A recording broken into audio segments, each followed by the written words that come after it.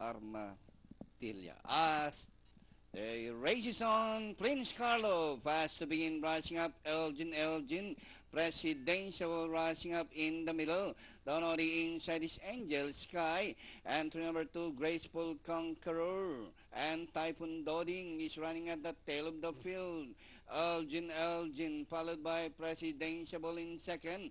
Angel Sky is running in third by about 2 lengths. Then comes Prince Carlo. And nearing the far turn, Elgin by a neck. Presidential down on the inside. Prince Carlo is now racing in third by the rally's Angel Sky. And at a far turn, 2 runner keeps on matching the strides together. Presidential by a long nose on the outside. Elgin. Prince Carlo is racing in third by about 3 lengths. Angel Sky as they race the final corner. Presidential by a neck. Elgin. And Prince Carlo on the outside. Angel Sky. Graceful Conqueror. Typhoon Doding is still 2 runners fighting it out for the lead.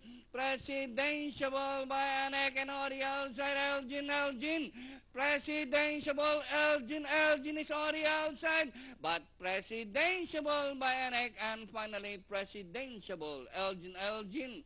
Number 2, Graceful Conqueror, Angel Sky, Typhoon.